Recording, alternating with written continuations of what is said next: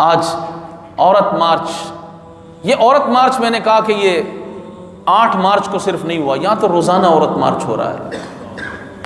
ہر school میں عورت مارچ ہے، ہر کالج میں عورت مارچ ہے، ہر یونیورسٹی میں عورت مارچ ہے، ہر شاپنگ سینٹر میں عورت مارچ ہے، ہر بازار میں عورت مارچ ہے۔ اللہ اکبر! مسلمان عورتیں وہ جو عورت مارچ میں جاتی ہیں دوپٹے اتار کر بوجھ سمجھ کر، ان سے میں ایک بات کہتا ہوں کہ آپ اسلام سے بغاوت اور آزادی کی بات کرتی ہیں کہ ہمیں آزادی چاہیے۔ یہ اسلام تو آپ کے تقدس کے لیے کتنا فکر مند رہا، اللہ اکبر، اور اس نے آپ کو کتنی عزت دی۔ آپ دیکھیں کہ مسلمان عورت جب دنیا سے چلی جاتی ہے اس وقت بھی اس کے تقدس کا اسلام نے خیال کیا۔ مسلمان مرد کے لیے کفن کے 3 کپڑے رکھے، لیکن مسلمان عورت کے لیے 5 کپڑوں کا کفن رکھا۔ کیا کہو گی تم؟ انکار کر دو گی اس بات کا کہ نہیں دوپٹہ ہمارے لیے بھاری تھا لہٰذا ہماری لاش کو بھی بے کفن دفنا دیا جائے؟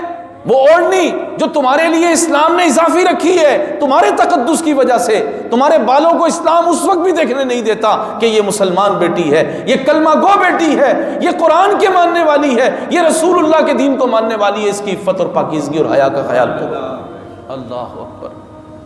عزیز دوستو، میری آپ کی ذمہ داری ہے کہ آپ اور میں اپنے گھر والوں کو اللہ کا قرآن سنائیں، سکھائیں، سمجھائیں، اور ان کو قرآن کے مطابق قرآن کے نور میں ڈھالیں۔ بس اگر اللہ نے آپ کو بیٹی دی ہے، بہن دی ہے، اگر آپ رشتہ ازدواج میں منسلک ہو چکے ہیں تو بیوی کو بھی شریعت اور دین سکھانا یہ آپ کی ذمہ داری ہے۔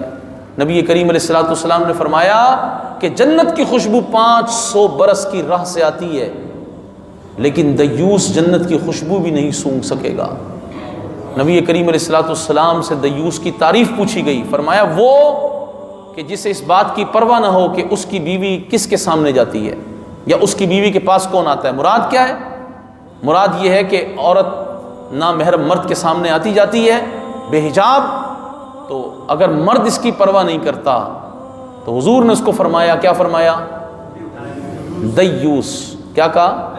وہ 500 برس سے آنے والی جنت کی خوشبو بھی نہیں سونگے گا، کیونکہ اس میں غیرت ہی نہیں ہے، اس میں غیرت ہی نہیں ہے۔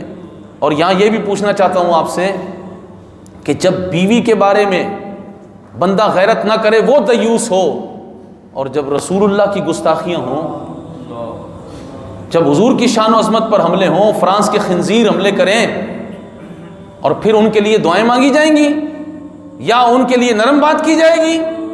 نہیں دوستو، پھر مجھے بتائیں اس سے بڑا دیوس اعظم کون ہوگا جو رسول اللہ کے بارے میں غیرت نہیں کرتا، جو حضور کے گستاخوں کو جواب نہیں دے سکتا؟ بیوی کے بارے میں جو غیرت مند نہ ہو یا بہن بیٹی کے بارے میں غیرت مند نہ ہو وہ دیوس ہو جائے، تو جو رسول اللہ کے بارے میں بے غیرت ہو جائے؟ آپ جمعہ پڑھنے آئے نا، آپ سے پوچھ رہا ہوں میں، مجھے بتائیں نا، رسول اللہ صلی اللہ تعالی علیہ وآلہ وسلم کی شان و عظمت کے خلاف انہوں نے جو بک بک کی، آج حکومت میں کتنے بڑے بڑے دیوس ہیں، ان کا ایک سفیر نکالنا ہے تو ان سے نہیں نکالا جا سک رہا، آواز ہی نہیں ان لوگوں کی نکل رہی۔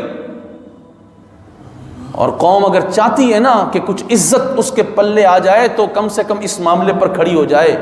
اگر آج کھڑی ہو گئی تو اللہ اسے مزید توفیق دے دے گا، جی ہاں۔ اور اگر آج اس نے یہ، میں دیوسی کا نام بھی کیا لوں اس میں، اگر یہ بے غیرتی کا مظاہرہ رہا تو پھر یاد رکھیے بچے گا کچھ بھی نہیں، کچھ بھی نہیں بچے گا، کچھ بھی، کیونکہ وہ جو نہ تھے تو کچھ نہ تھا، وہ جو نہ ہو تو کچھ نہ ہو، جان ہے وہ جہان کی، جان ہے تو جان ہے۔